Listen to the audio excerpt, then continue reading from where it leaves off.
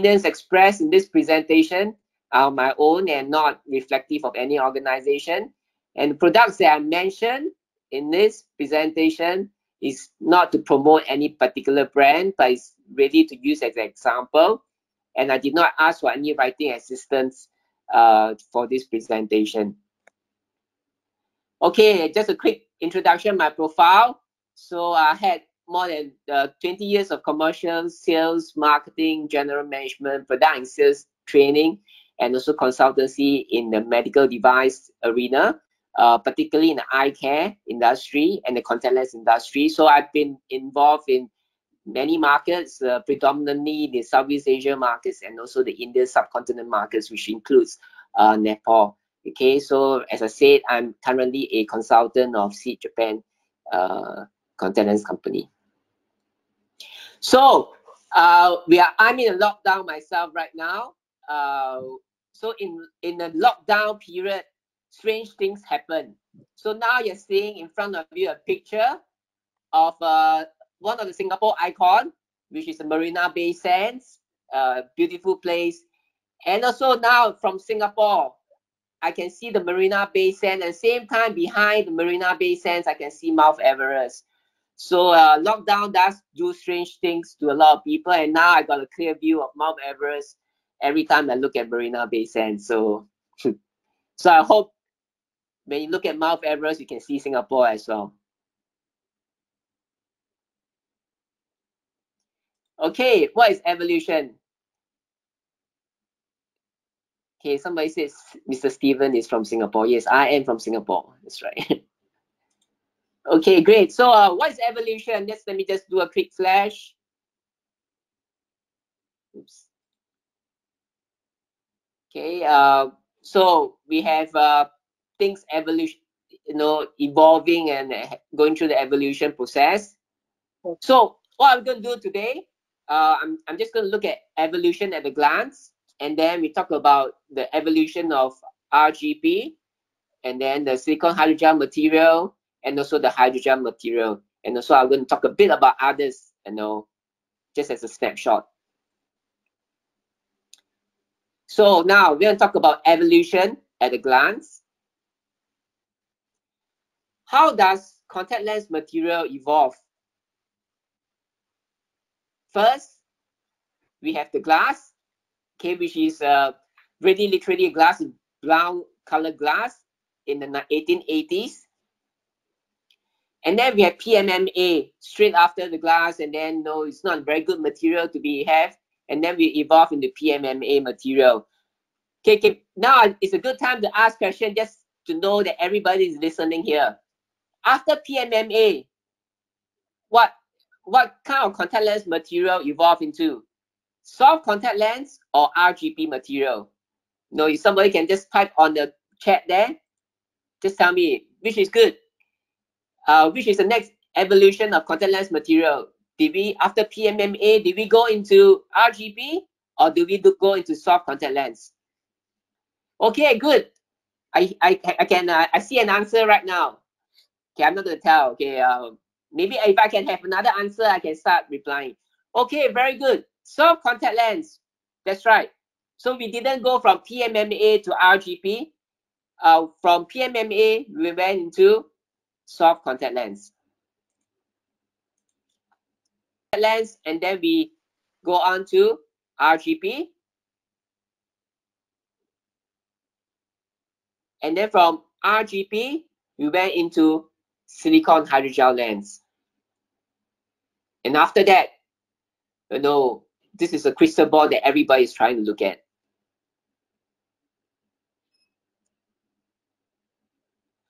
So if I'm going to have the timeline, looking at that from stretching from 1800s to 2000, even to today, 2020, what kind of things that we can look at? First, I want to look at the lens design itself. So we have the spherical, ranging. When contact lens first started out, we went into the spherical lens design category. Okay, and then after that, when I put toric there, multifocal, it doesn't happen in that kind of sequence. but rather it happens almost like emerging sequence. Toric and multifocal design came out almost together, and then aspheric come out together. Just for presentation's sake, I just put in the kind of order, but it's really not in the running order for the lens design, particularly for the toric and the multifocal and the aspheric. Okay, and then recently in basically in 2019, there is an EDOF, EDOF lens, which is the acronym is extended depth of focus. So this will be the latest lens design that a lot of people will start talking a lot about it. Okay, lens design is a whole topic by itself. Today, my purpose is not to cover lens design. I'm going to talk about lens material, but because of the contact lens development as a whole, I'm just going to put it a bit of a snapshot. There's a lens design element there. Okay, let me just go on. Really look at the contact lens material. So as you see, first we have the glass in the earlier start of the evolution. We have PMMA, and PMMA material evolved, broke up into branches. From PMMA we went into RGP, and within PMMA there's another branch. From PMMA to RGP, basically there's an element of silicone being put into the PMMA material to increase decay. And at the same time, PMMA also branched out to a hydrogel material, and basically with that, in additional additive called HEMA, which is a HEMA base. And from the hydrogel material, we also have traditional hydrogel, traditional lenses, which is a conventional lens, and then you move on to the frequent replacement lens. Then we talk about low water content and high water content for the hydrogel material, and then we talk about ionic and non-ionic.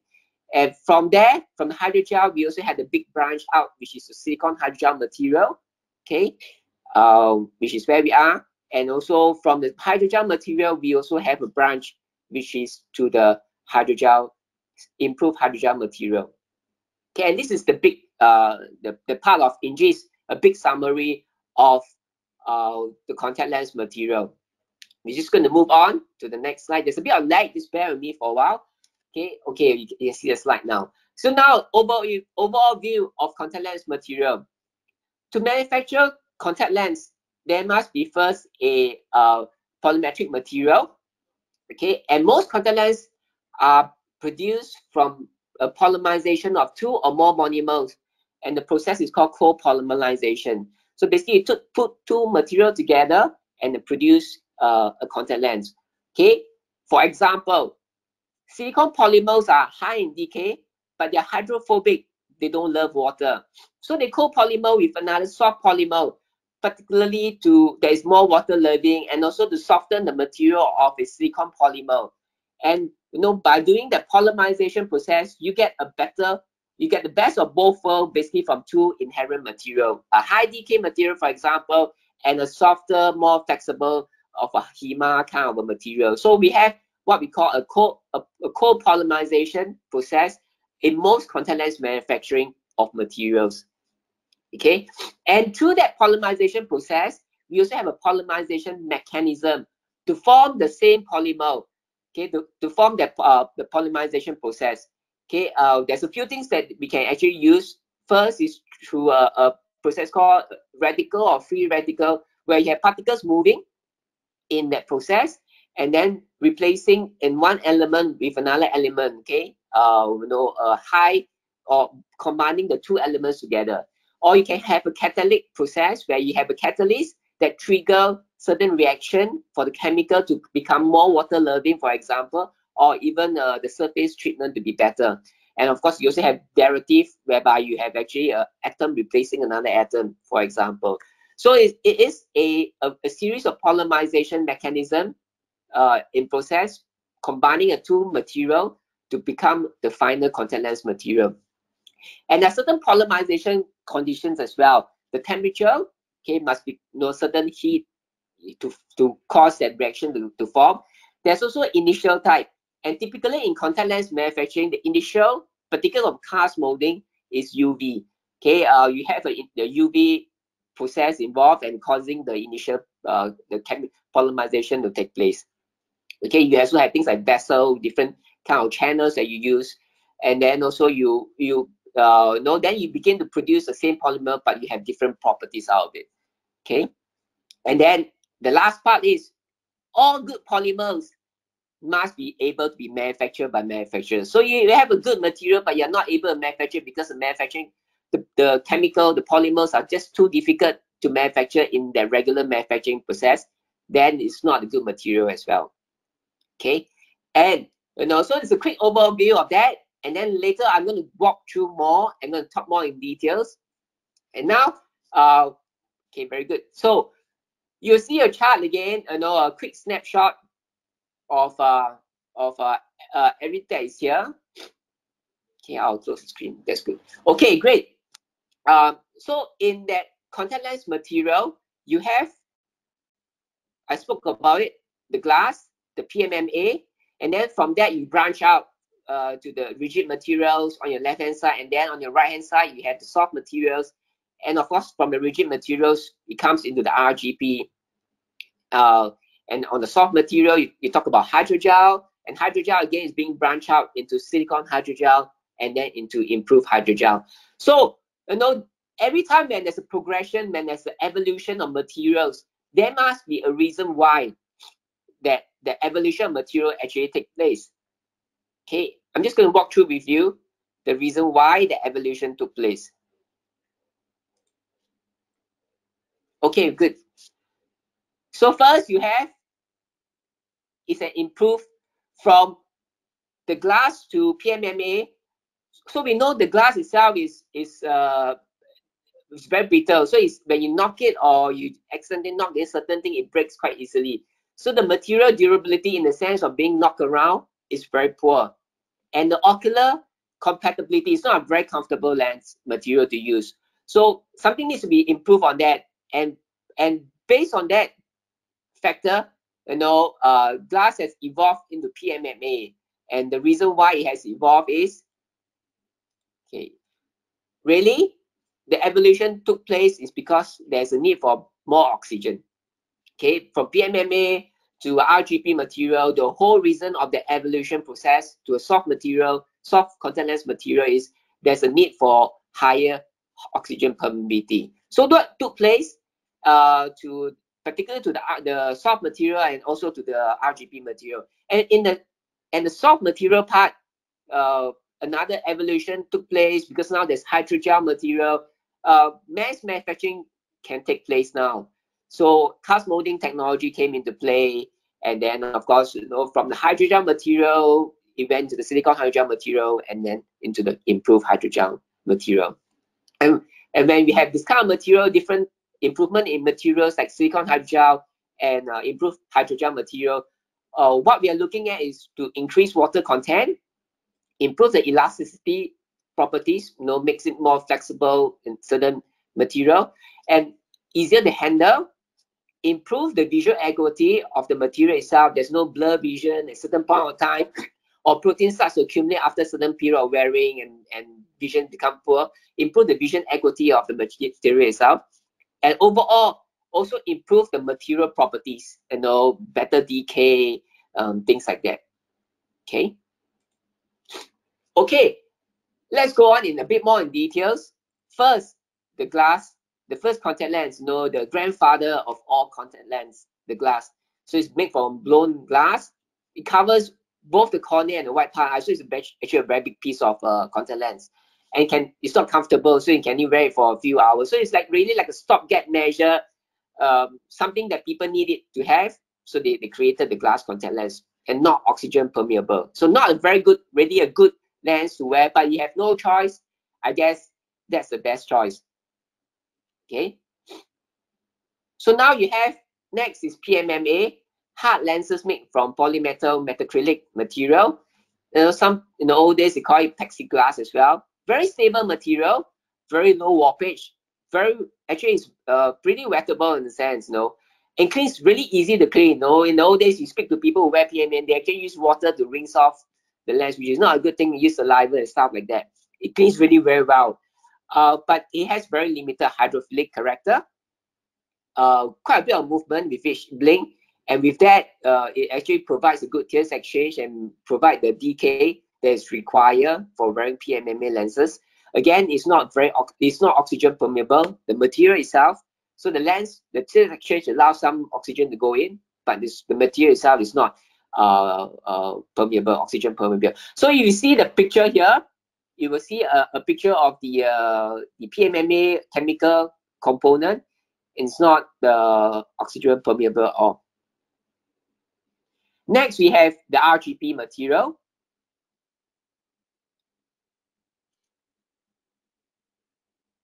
Just give me a second.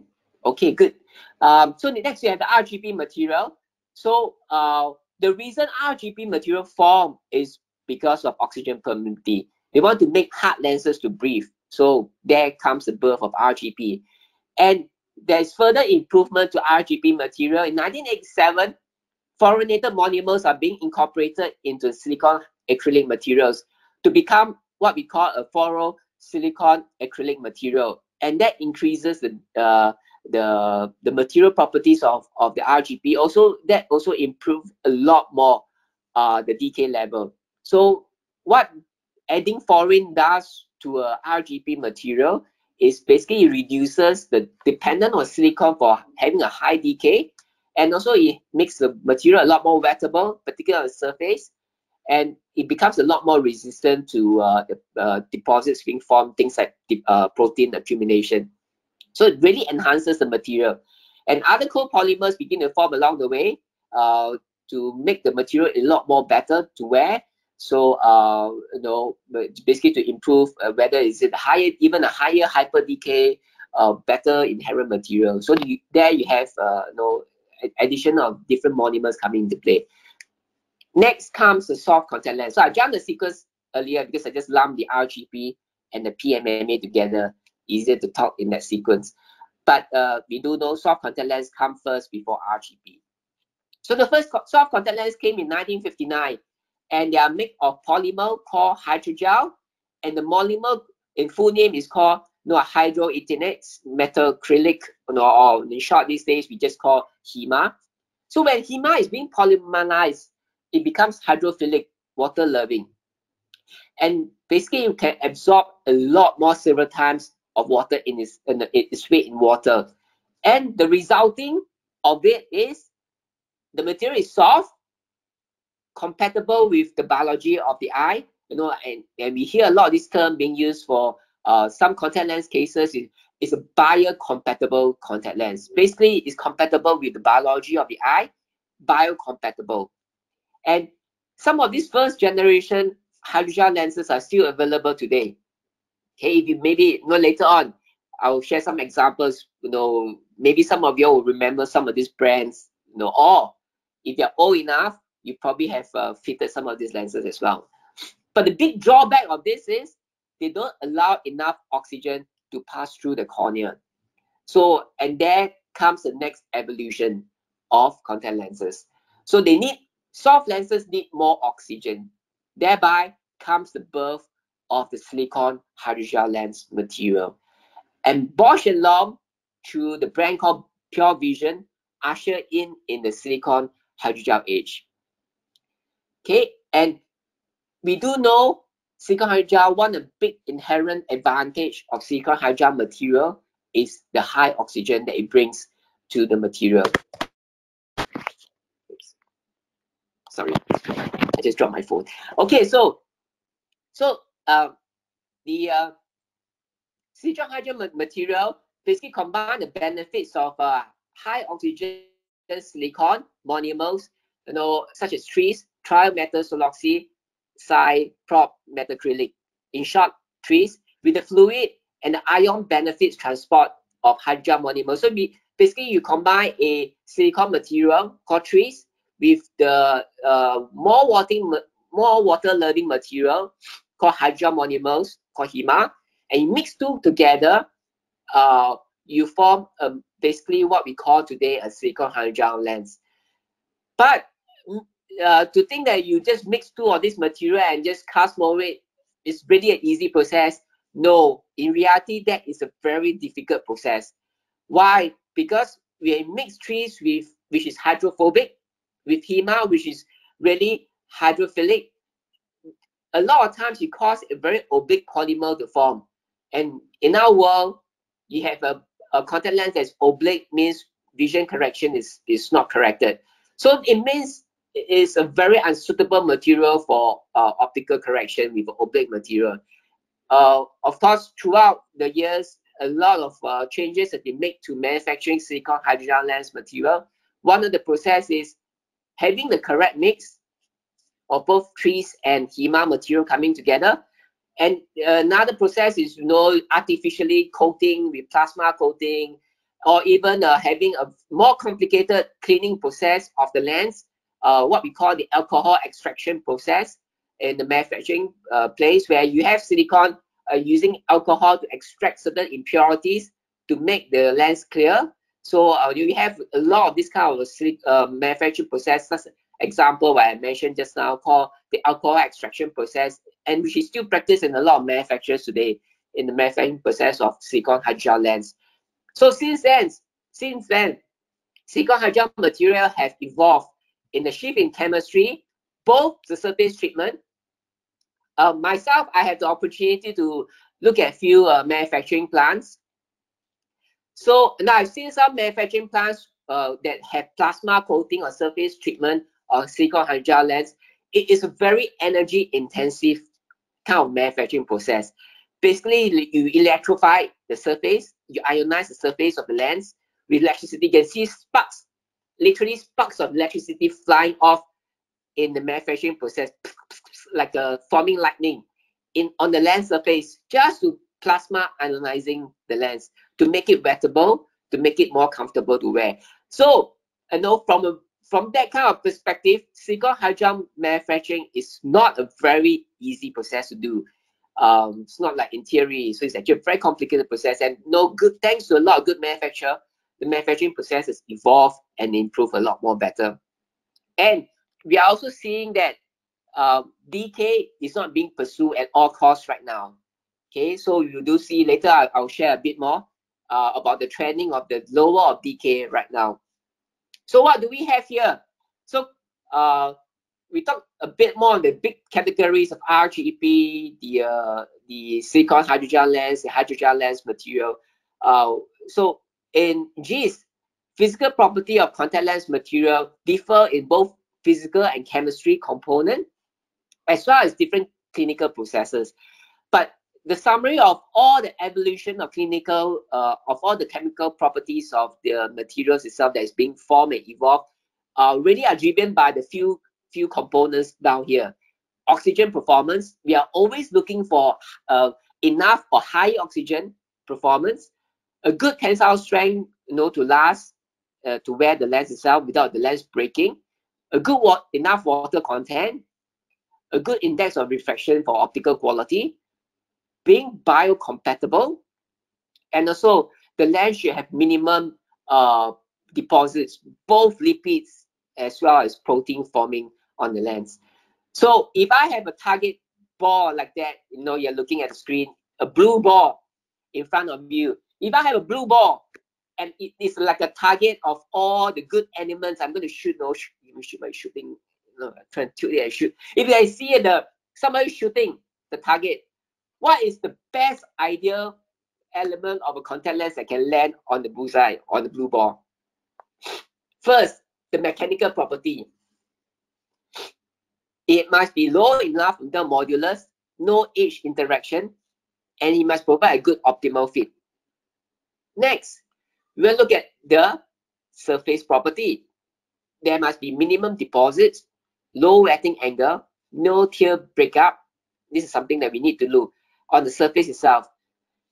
And no dehydration of the lens, which is the material. The material must be good enough to be, at the end of the day, then should not be losing water to the surface or to the environment. The material must inherently hold the water in the lens material. And the last part, which is why the lens has been formed these days, is oxygen permeability. So there must be enough oxygen flow, and we do base a few criteria. There's a lot of studies being done on oxygen flow. For this case of discussion, I'm just going to look at Holden and Merce. So for daily wear, we are looking at basically a 24 dK/T. For daily wear, you remove at the end of the day, you throw the lens away, or you take out the lens and clean the lens. Basically, you're looking at 24 dK/T. And we look at extended wear, then we look at DKOT of 87. Okay. So if you see all this evolution taking place, although there's a lot of reason why, in terms of the surface, you have plasma coating. In terms of evolution of the higher decay, you have silicone hydrogel material. And in terms of water retention of the material itself, you have the material inherently. You see later, you have things like PVP being added to the lens itself. So now let me just talk a bit more on the evolution of RGB contact lenses material. Over the years, RGB material evolved, and in the evolution of RGB material, it's actually quite limited. Not much development has been done a lot. Most of the research on RGB is basically done on the application. What kind of treatment? Example, auto-K, which is much talked about myopia control and use of auto-K for myopia control, which is an RGB material, and certain clinical eye conditions using of scleral lenses, mini scleral lenses. So the material itself has not been talked a lot more in terms of development, but a lot of research has been done on the application, the treatment, and on eye condition. And the lack of material innovation for RGB could also be because of the competition from soft contact lens. So which limit again the R&D finances, the investment being put onto the silicone RGB material. Of course, we see some promising early days. We see some promising smart or wearable biosensor on RGB material, but that has becoming not so relevant these days because soft contact lenses has overtaken in terms of biosensing contact lens, putting it onto a soft contact lens material instead of RGB material. So having said that, still there is still an evolution of the material, but what kind of evolution has it been taking place? Okay, just let me get my screen back. Okay. Okay, good. So there, the evolution of RGB material. PMMA is not really RGB, but that's the grandfather. I'm just going to list them up here. The next, after PMMA, which these days not many people talk about, is called a CAB material. A lot of people always think from PMMA we jump straight into RGB, but in between actually there's like a forgotten uncle or grandfather or grand uncle called the CAB, the cellulose acetic boot rate. Okay, and this actually helps to improve the wettability, increases the decay a little bit, like 2 to 6 decay, not a lot, but still add some decay to the lens material, and it's a lot less brittle than the PMMA material. So here we have right now from that PMMA material, the CAB material to the RGB material today. So we have a few generations of RGB material that went on. The first generation is the silicone acrylics. In short, I call it SA. So again, you see the evolution of contact lenses. Oxygen is one of the big part. So with the first generation, which is improvement over the PMMA and CAB material, there's some form of oxygen being put into the lens material right now. Okay. Yep. So there are. So you have CAB is different from PMMA. CAB is an improvement. Yeah, PMMA is 0. Somebody just text, put on the chat. Yeah, PMMA is 0 oxygen, but CAB has about 2 to 4, which is an improvement from the PMMA material. Okay. The beauty of talking live like that, you see messages coming out, you just want to reply to that. So, but it's good. So the first generation came about is mainly driven by oxygen permeability. So you have higher decay now. So you have a range of decay ranging from a low of 12, to about max of 60. So you already see a 60 for the first generation decay RGB lenses. There's less warpage and there's better thermal conducting now. And thermal conducting is important in the lathe cut process of all RGB. A good thermal conducting will not spoil the lens in the manufacturing process and lathing process. So it makes it a more profitable business for RGB manufacturing to start manufacturing RGB lenses because of the higher thermal conductor material. But with that, there's also a bit of disadvantages. In the first generation, there's a decrease in optical quality, and also there's a decrease in wettability of the lens material itself. And at the same time, we see a higher protein deposit. Okay, and one of the two examples I listed, it's not just all this. Boston is not the only material that's in the first gen. I'm just going to list up Boston because that's my top of mind recall. Boston 2 and Boston 4 material will fall under the first generation silicone, the RGP material. Okay. Next, we have the second generation RGP.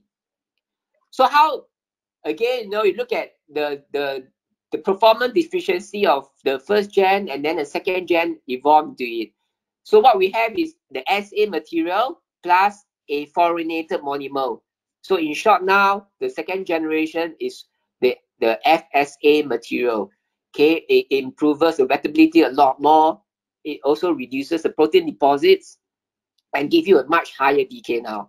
But at the same time, we do see in the second generation RGP material an increase in lipid deposits, and sometimes it is more sensitive to certain lens care product. Okay, you cannot use certain lens care. You're going to use a specific lens care material. So some drawbacks, but overall, it's a huge improvement versus the first generation, driven by comfort, the wettability, reduce the protein level, and much higher decay. And again, I'm listing some of the examples here: the Boston 7, Boston EO, Fluoroperm from Paragon, Fluoroperm 60, and I'm listing here something new, which is called a Seed UV1 material. Okay, also fall under the second generation RGP material. Okay, next we have the improved FSA. So I don't call it the third generation. Really, the second generation has grown older, wiser, I would say. So therefore, we call the improved FSA or the hyper decay era. Okay, so more oxygen. But with that, we also see some issues, which is the durability issues, and also we will have the wettability issues as well. And again, we see it is sensitive to certain lens care. Here again, I'm listing a few examples. The Boston XO2, which is launched probably in the US like 3 years ago. We had the Boston XO, and now we have the Boston XO2. The decay is about 141, and we have the Seed AS Lunar material, decay higher than the Boston XO2 of 156. We also have the Manicon Z material, DKOT of 163, slightly higher than Seed AS Lunar. And we also have the Countenance, which is this was launched probably like 2 years ago, called the Countenance Optimum material, okay, which has a decay of 180. So you see the evolution of it changing. So we have we don't have a third generation, I would say, but we have a much improved material of the RGP into the hyper decay age. So we are seeing more of these lenses being promoted into the hyper decay age, particularly because there is a lot more promotion of auto K lenses. And auto K lenses do need a certain decay over T because of the overnight wear. So the hyper decay era is going to here to stay, and probably manufacturers will be working along the line of bringing more better decay, better durability on lens. So in this case, I'm going to look at every case that material we go through. I'll just quote an example. I'm not going to promote any example material itself, but then because of a good example which fall in the particular category. So here, I'm just going to list out Seed AS Lunar RGP, which is a Torii material in joint collaboration. Both are the Japanese company. So I'm just going to show you an example of the Seed AS Lunar, made in Japan material. So you have here Seed AS Lunar material, which is a decay of 156, high safety level. You see on the left hand side, basically listing the decay of 156. And then if you go back my earlier slides, you will see 163. This is actually Manicon Z material. And if you know even when we sleep, there's overnight cornea swelling, which is about 4% in the naked eye. So wearing a seed AS Luna or toric material, we only experience a swelling of about 4.7%. So which is very close to the naked eye kind of a swelling, overnight swelling, which is a very good material to have. Okay, so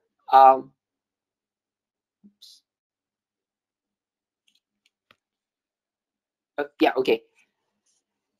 So now we have here, you see the decay is good, which very close to a closed eye, naked eye swelling overnight.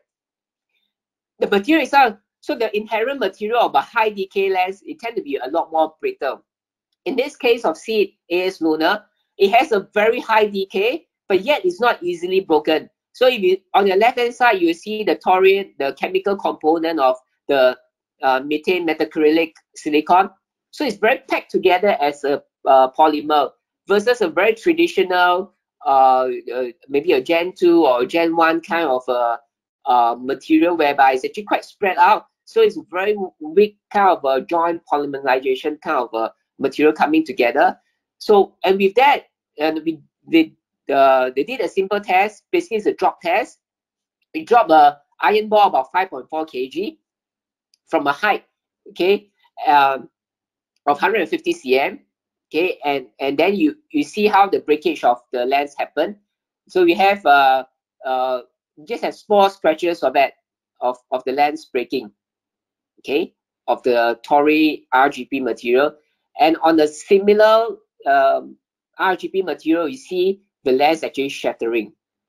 Okay, and also on the top right hand side, you see two small fingers out there holding the RGP, which is the AS Lunar lens.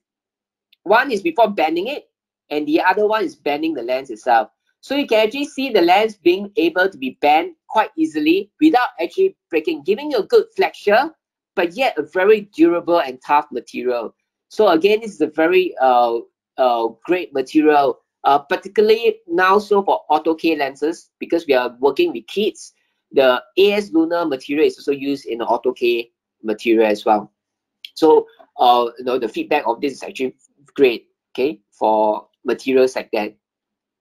So what we have is the current GP material. The main two components of the GP material is made up of two material, trees and PDMS. Okay, and with that in mind, we want to look at what's next going to be for RGP material. Combining trees and PDMS material tends to make the material a lot more harder and less flexible, and it's hydrophilic. Okay, not a good combination of material, hard, not flexible, hydrophilic. So going forward, we'll see more and more, particularly recently Countenance launched Countenance Optimum material, so which basically breaks out from the trees and the PDMS combination. We will see more and more of that kind of material from coming out from RGP, giving a high decay, but yet like an AS Lunar kind of a CAS Lunar flexible, less harder material, and a lot more better surface in terms of the surface of lens, which is a lot more wettable and a lot more comfortable to the water forming on the surface of the lens. So increased wettability will be what we're looking at, the most manufacturers will be looking at. And the material should also be a lot more durable, less scratch resistant. And having the best material is not the end game. You know, the manufacturers need to be able to manufacture them as well. It must be easy to lathe. And of course, giving you a very good optical quality, which is equally important. Okay. Okay. So next we have is the evolution of silicone hydrogel lenses. Okay, I'm just going to walk through with you the few generations of silicone hydrogel lens, and then we'll look at what is current has evolved into, and also as well as what is the next crystal ball for silicone hydrogel lens material. So the first generation silicone hydrogel material was introduced in 2000, and the technology back then, in 2000, that's 20 years ago. Wow, that's like blinking of the eye. I mean, I first saw silicone hydrogel lens material being launched, it was quite an event, and it's 20 years now. Okay, and I'm just getting emotional here. I'm just kidding. Okay, so it was first launched in 2000, and the technology allows extremely high decay. Okay, and basically this is to fulfill the gap of a hydrogel material whereby it's low in decay. And the first generation is basically to fulfill the gap of giving a very high decay lens material to the wearer. But with the high decay lens material, there are some issues involved as well. Wettability is an issue there, and thereby people start to do like plasma coating on the lens surface to make it more wettable on the surface.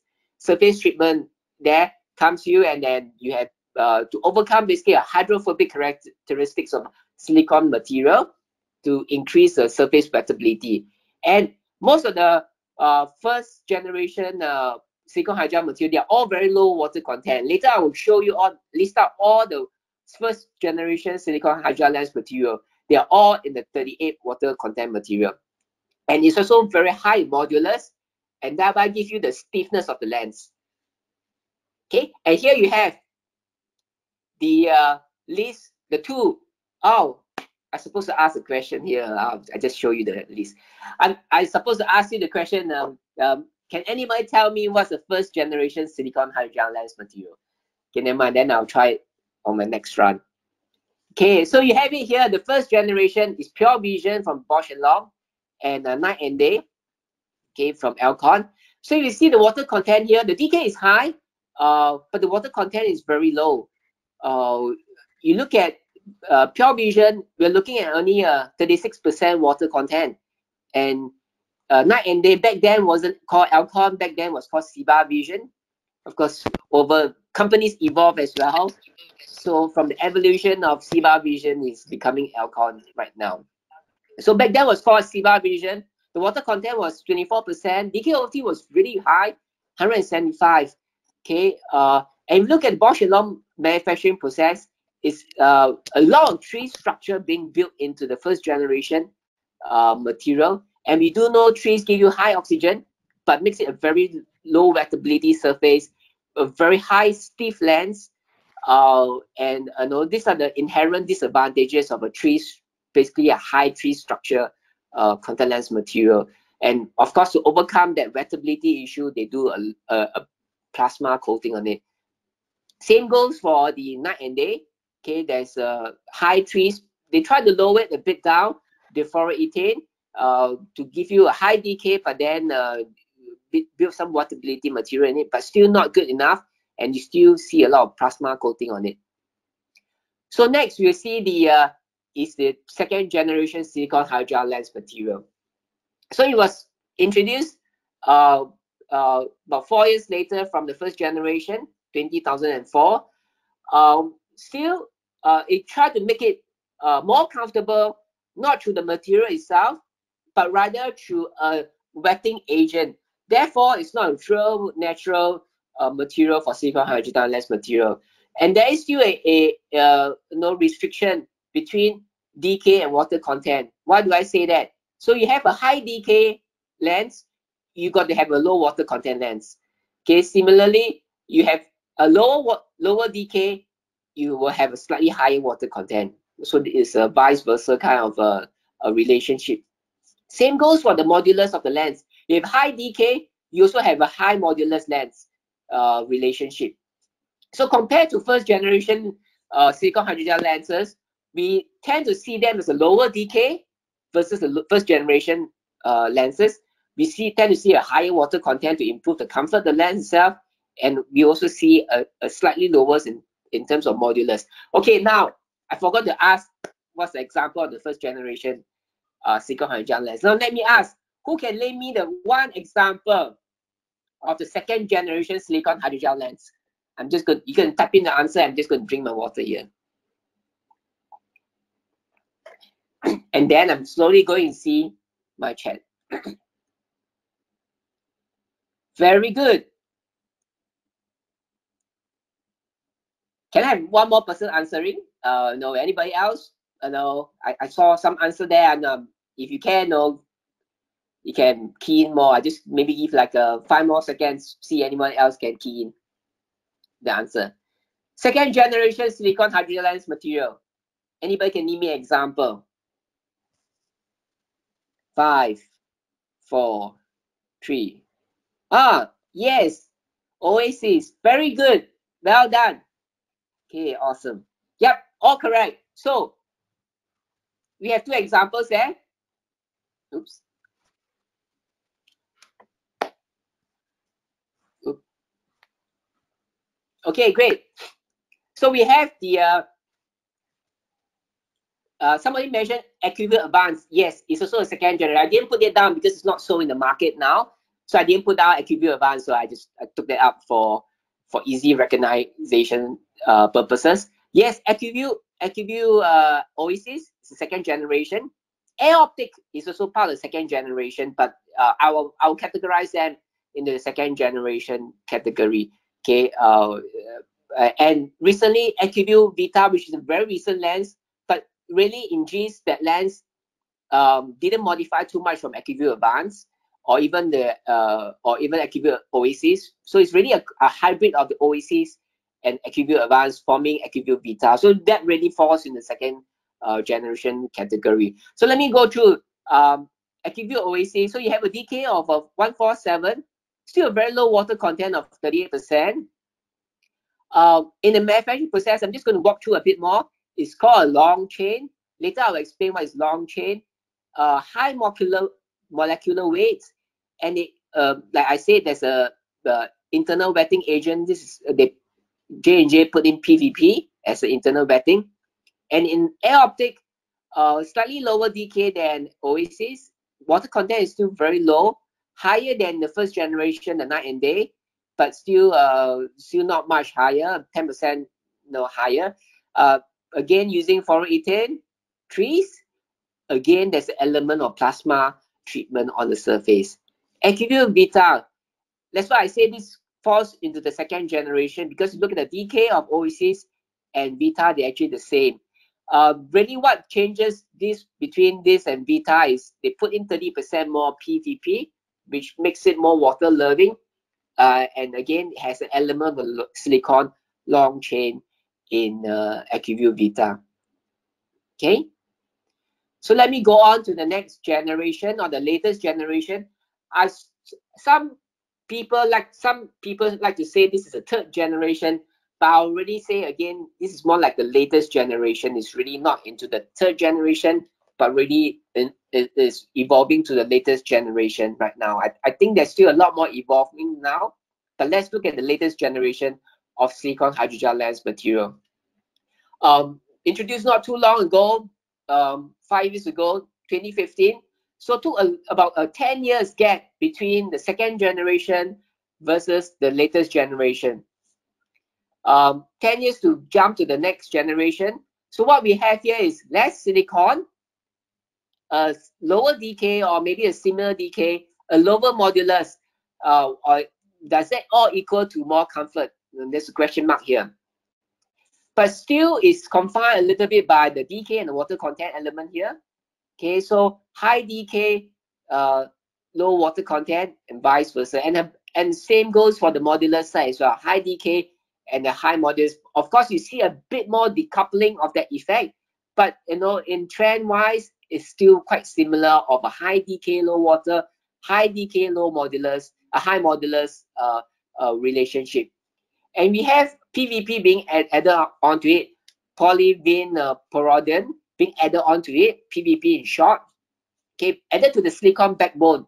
Basically, what it does is to enhance moisture retention and also create a very good surface hydrophilicity, okay, make it more water loving in terms of the silicone hydrogel lens material.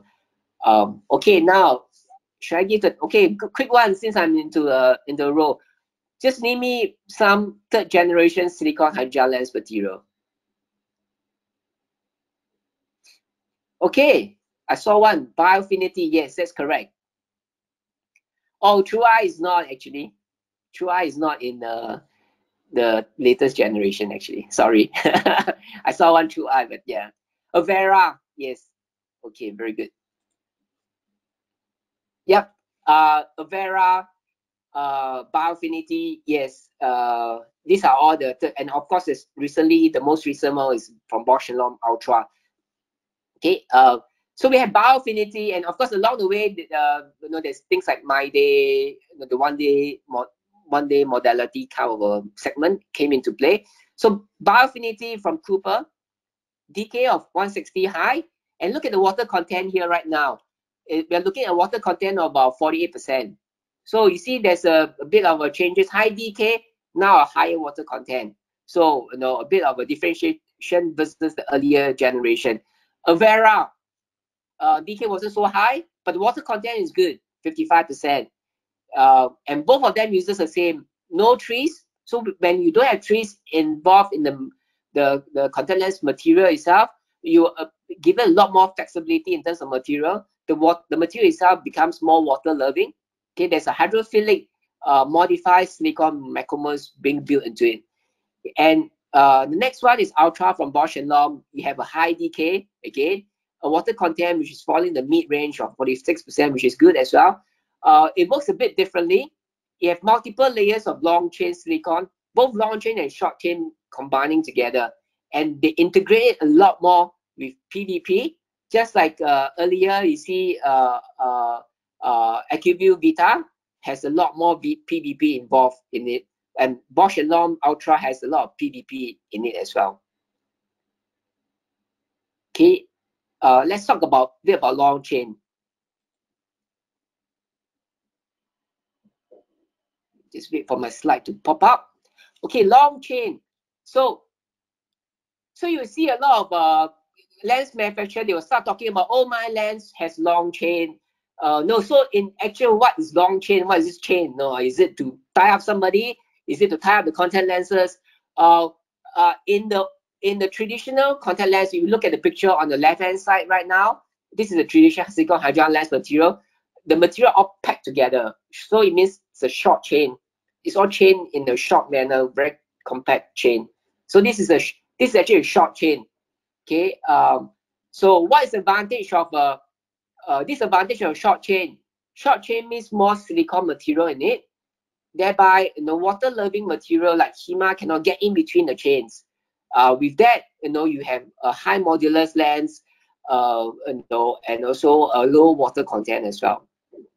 So with the latest generation on the right hand side, you see the chain become longer, spread out, right? You can see those belt, the lines, the veins going, and those are the chain. It becomes longer, and in between, it can fill with hydrophilic material. And of course, with that, material becomes a lot more comfortable. So that's the whole idea of a long chain and a short chain. And you see, and continuing going forward, you see a lot more manufacturers start talking about the long chain, short chain, and stuff like that going on. So this is just to give you a big example of what a long chain, and it's very important in terms of countenance silicone hydrogel material manufacturing. Oh, sorry, it just came out the long chain. Took a bit of a while. Oh, I just jumped. So you see now the long chain now. So I'm just gonna explain again. So you see the long chain, which is more spread out, and in between you can fill up the hydrophilic material.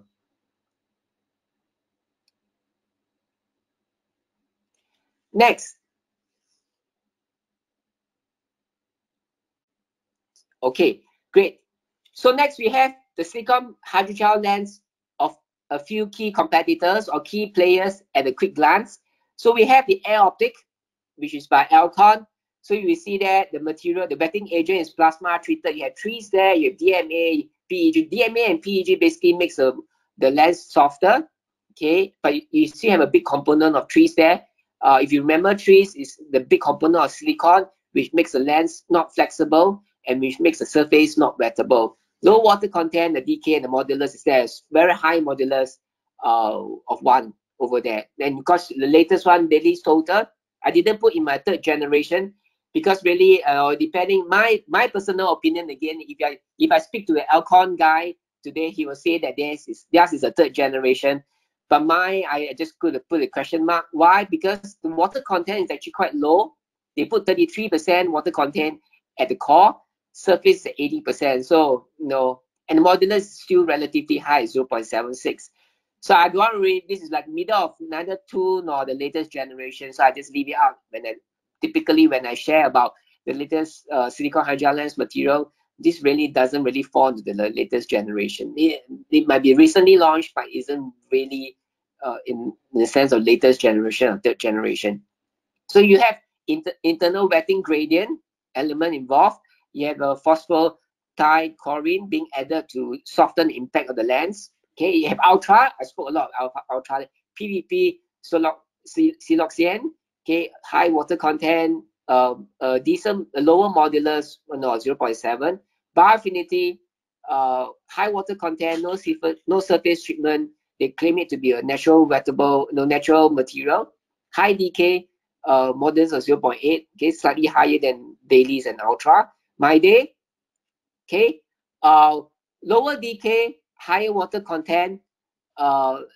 It uses what the short chain and the long chain kind of a silicone hydrogel material called siloxane metacrylic material. So what it does is basically give you a much higher water content, because now in between the spaces you can put in a hydrophilic material. In between the silicone vein, you can put in a hydrophilic material. But with that, you also see a much lower decay as well of 100. So this would be the trending, I would say. And the modulus is good as well, 0.4. This is very excellent modulus in terms of a lens, contact lens modulus. You have AccuView Oasis, a low water content, second generation trees, a lot of wetting, internal PVP being added into it, decent decay of 147, and beta, which is a lower decay element as well. Okay. Okay, next, I'm just going to quote one example, which is the Bausch & Lomb Ultra contact lens. Okay. Oops. Okay. Okay, great. So you see on your left-hand side, you see a high volume of PVP at the core. So you're looking, if you magnify the material component of the Ultra contact lens, you see a very high component. These are the shots I took straight off from the Bausch & Lomb website anyway. But it tells a lot of story about the material of the Ultra. So a high component of PVP at the core.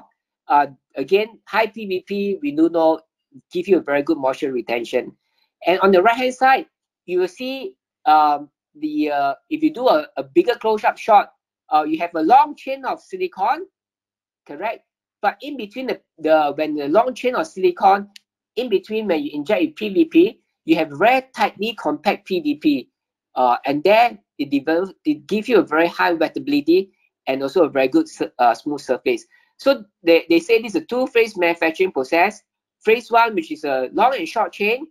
I explain here, the silicone is long chain, but the short chain which is a PVP. Okay, that gives you a very good silicone backbone, a high decay and a decent modulus.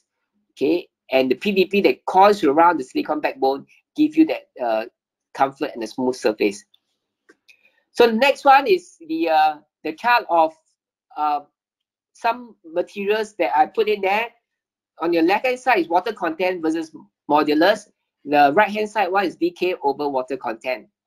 Okay, you see some dots there. I'm just going to, these are the first generation silicone hydrogel lens material. Can you see it? Is it flashing? Okay.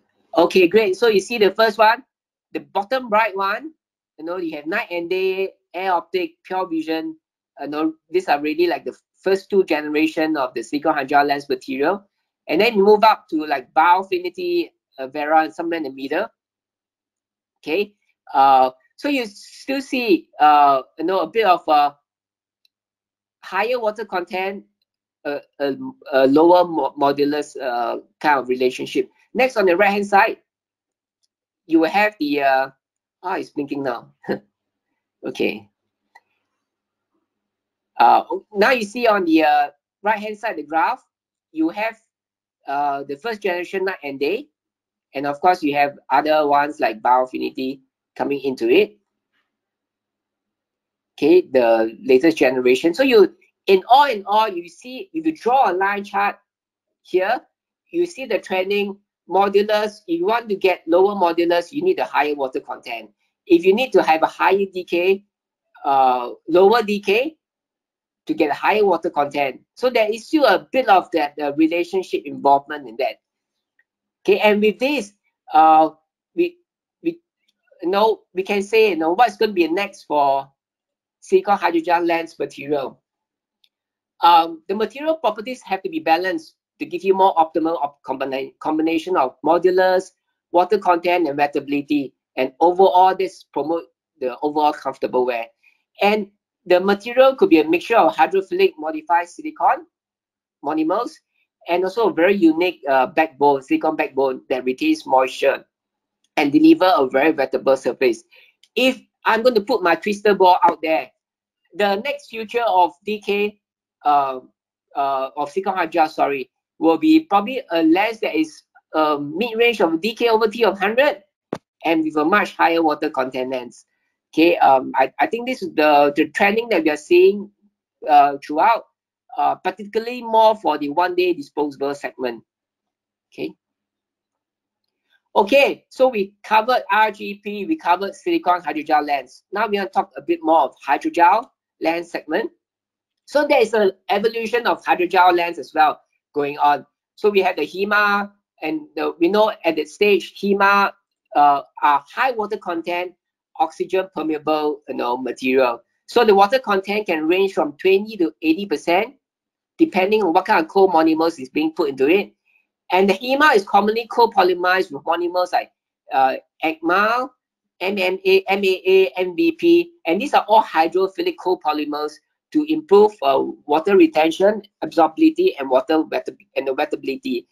And the next important part of all hydrogel lens that not many people talk about it, but as manufacturers, the free to bond water content is an important element, component of the hydrogel lens material.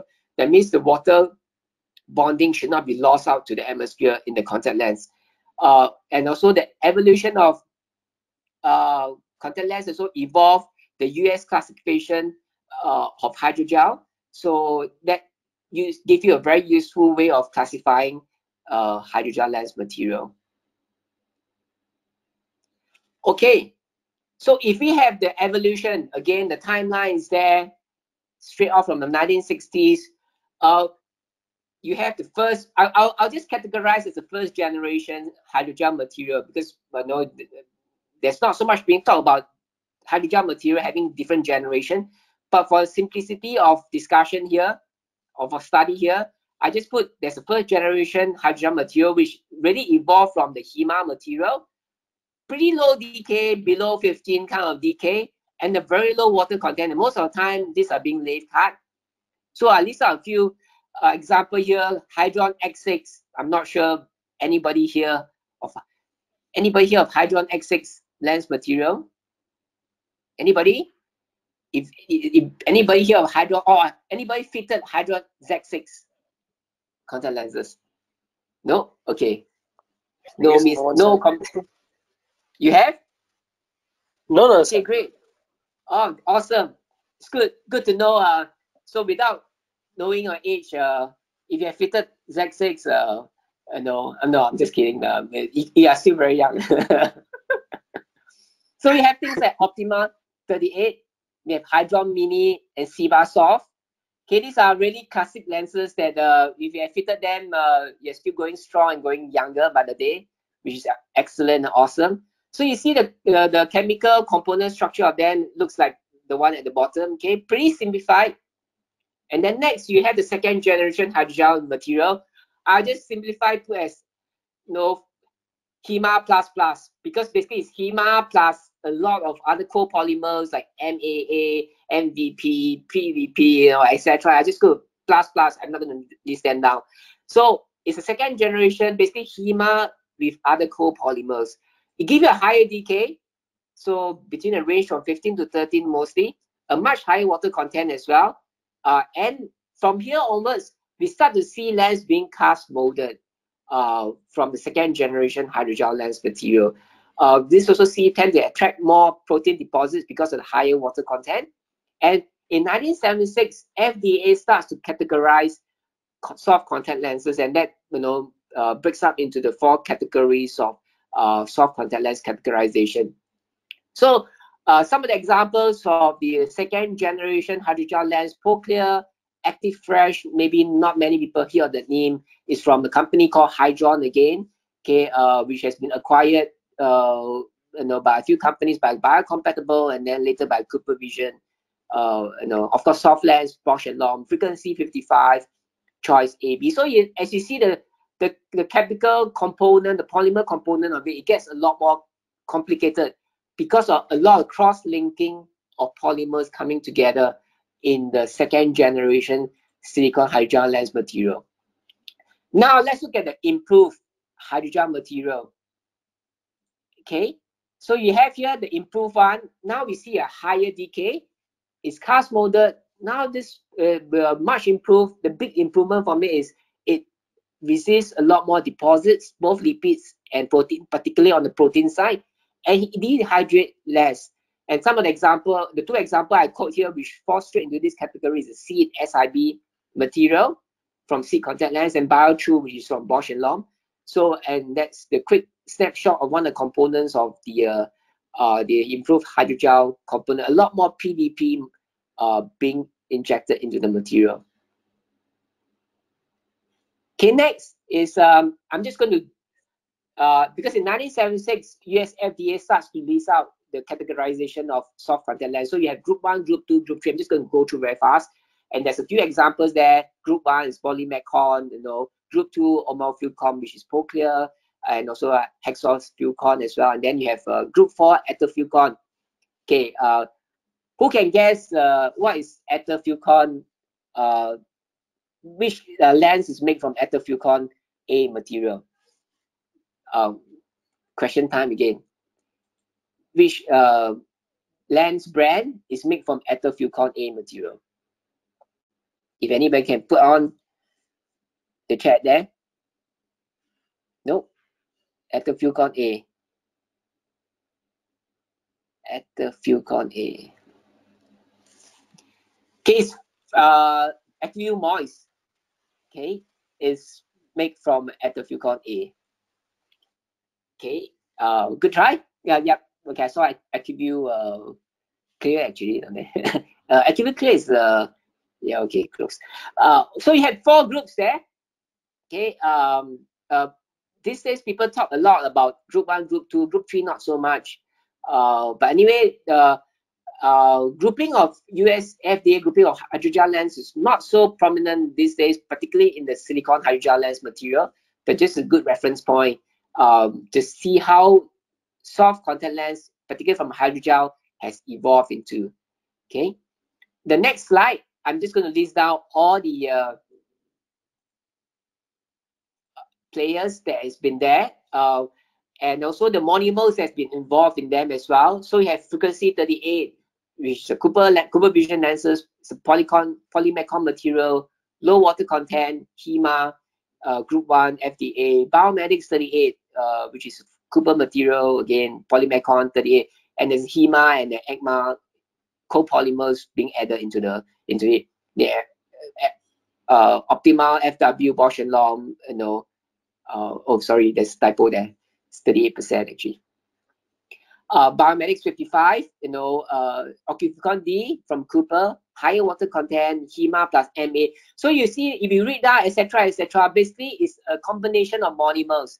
The point to show here, there's a few monomers that always pop up here. You see MA, you see PVP. It could be a combination of PVP versus MA.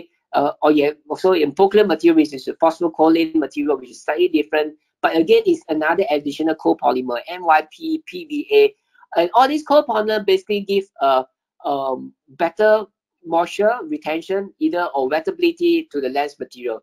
And this is the whole purpose of how lens evolution evolved, having a monomer plus a copolymer to make the lens a lot more comfortable, whether it's in terms of dehydration, moisture retention, wettable surface, etc. So what's the evolution of hydrogel lens material is going to be like? See, there's a modification of hydrogel structure, which paved the way for some innovation, particularly for new lenses and some of the application. We are looking at a few main areas of improvement: the mechanical and surface properties of hydrogel lens material, prevent dehydration and retain moisture. Surface property must be good, okay, less deposits and proteins, and improve the decay, increase the decay a lot more, so that not all high decay is silicone hydrogel material, and also incorporate a lot of PVA in hydrogel, which gives you a very good hydrophilic base to the lens material. And in this case example, I'm going to look at C1A Pure, which is SIB material as an improved hydrogel material category. So on your right hand side, on right hand side, you have free water. Earlier in one of my points I mentioned, free water bonding is important, or free water is important, because lens at particularly high water content lens loses water to the atmosphere after a period of wearing. So we have free water moving around freely in the polymer, which is no good actually. You want to bond the water together. So a lot of and this improved hydrogel material has the ability to bond water in it.